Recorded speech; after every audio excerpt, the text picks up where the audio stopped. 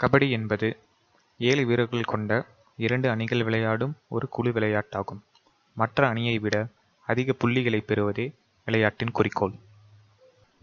கபடி விளையாடுவதற்கு மைதானத்தின் அளவு 13 மீட்டர் நீளமும் 10 மீட்டர் அகலமும் கொண்டதாக இருக்க வேண்டும். மைதானத்தின் மையத்தில், அதாவது 7.5 மீட்டர் அளவில் ஒரு நடுக்கோட்டை வரையவும். ஒவ்வொரு பக்கத்தில் இருந்தும் ஒரு இணைக்கோட்டை வைக்கவும்.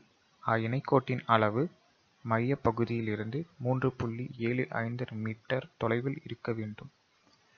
இது பாக் லைன் என அழைக்கப்படும். பாக் லைனில் இருந்து 1 மீட்டர் தொலைவில் போனஸ் லைனை வைக்கவும். கபடியின் ஒவ்வொரு சுற்றும் இரு அணியரிடையே ஆடப்படுகிறது. முதலில் ஒரு அணி அஃபென்ஸ் செய்யும், மற்றொரு அணி டிஃபென்ஸ் செய்யும். ஒரு சுற்றை தொடங்க அஃபென்ஸ் செய்யும் அணி ஒரு வீரரை ரைடராக அனுப்புகிறது. கபடி என்று உரக்க பாடிக்கொண்டே டிஃபென்ஸ் அணியின் வீரரை தொட்டு மிட்லைனை தாண்டி தப்பித்து புள்ளிகளை பெறுவதுதான் ரைடரின் வேலை. ரைடர் கபடி என்று பாடுவதை நிறுத்தினால் அவுட் என நிர்ணயிக்கப்படுவார். புள்ளிகளை பெற ரைடர் ஒரு டிஃபென்ஸ் அணியின் வீரரையாவது அவர்களின் கை, கால் அல்லது அவரது உடலின் வேறு சில பகுதிகளால் தொட்டு நடுக்கோட்டை தாண்ட வேண்டும். ஒரு வீரரை தொட்டவுடன் டிஃபென்ஸ் அணி ரைடரை பிடிக்க முயற்சி செய்கிறது. ரைடர் மிட்லைனை தாண்டும் முன் பிடிக்கப்பட்டாலோ அல்லது எல்லைக்கு வெளியே தள்ளப்பட்டாலோ அஃபென்ஸ் அணிக்கு 0 புள்ளிகளும் டிஃபென்ஸ் அணிக்கு 1 புள்ளியும் கிடைக்கும். ரைடர் மிட்லைனை கடந்தால் பாக் லைனை கடந்த பிறகு அவர் தொடும் ஒவ்வொரு வீரருக்கும் 1 புள்ளியை பெறுவார். போனஸ் லைன் இங்கு உள்ளது. குறைந்தது 6 டிஃபெண்டர்கள் இருந்தால் மட்டுமே அதனை பெற முடியும். ரைடர் ஒரு காலால் கோட்டை கடக்கும் போது மற்றொரு காலை காற்றில் வைத்து டிஃபெண்டர்களிடம் சிக்காமல் மிட்லைனை கடந்தால் போனஸ் புள்ளியை பெற முடியும். போனஸ் புள்ளி மிகவும் மதிப்புமிக்கது. ஆனால் அது மூலம் முன்பு அவுட்டாகிய வீரரை மீண்டும் கொண்டு வர முடியாது.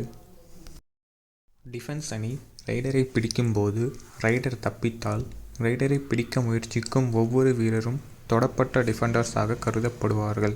எல்லைக்கு வெளியே தள்ளப்படுவதும் தொடப்பட்டதாகவே கணக்கிடப்படும். ரைடர் டிஃபென்ஸ் ஆட்டக்காரரை தொடும்போதெல்லாம் அவர்கள் அவுட் என்று அறிவிக்கப்படுவார்கள். ஒரு வீரர் வெளியேறும் போது அவர்கள் ரிவைவ் செய்யும் வரை அடுத்த சுற்றில் விளையாட முடியாது. தன் அணி வீரரை ரிவைவ் செய்ய ஒரு ரைடரை பிடிக்க வேண்டும் அல்லது ரைடராக விளையாடும் போது 1 புள்ளியை பெற வேண்டும். அவ்வாறு அவர்கள் செய்யும் போது ஒரு வீரரை தேர்ந்தெடுத்து உள்ளே கொண்டு வர அனுமதிக்கப்படுவார்கள். விளையாட்டின் எந்த நேரத்திலும் டிஃபென்ஸ் அணியில் 4 வீரர்களுக்கு குறைவான வீரர்கள் இருந்து ரைடர் மிட்லைனை அடைவதற்கு முன்பு அவரை வெற்றிகரமாக பிடித்தால் அது சூப்பர் டேக்கிள் என கணக்கிடப்படும். ஒரு சூப்பர் டேக்கிளின் போது டிஃபென்ஸ் அணி 2 புள்ளியை பெறுகிறது மற்றும் ரிவைவ் செய்ய ஒரு அணி வீரரை தேர்ந்தெடுக்கிறது. அனைத்து டிஃபென்ஸ் வீரர்களும் அவுட் செய்யப்பட்டால் அட்டாக்கிங் அணி ஆல் அவுட் புள்ளியை பெறுகிறது. ஆல் அவுட் செய்யும் அணி கூடுதல் 2 புள்ளிகளை பெறுகிறது. ஆல் அவுட் ஆன பிறகு இரு அணியில் உள்ள ஒவ்வொரு வீரரும் ரிவைவ் செய்யப்பட்டு அடுத்த சுற்றுக்கான ஆட்டத்தில் மீண்டும் நுழைகின்றனர். ஒரு ரைடர் 30 வினாடிக்குள் புள்ளிகளை பெறவில்லை எனில் இயல்பாகவே அவுட் என்று அறிவிக்கப்படுவார். கபடி பொதுவாக 20 நிமிடங்களில் 2 பகுதிகளாக விளையாடப்படுகிறது. மேலும் ஆட்டத்தின் முடிவில் அதிக புள்ளிகளை பெறும் அணி வெற்றியாளராக அறிவிக்கப்படும்.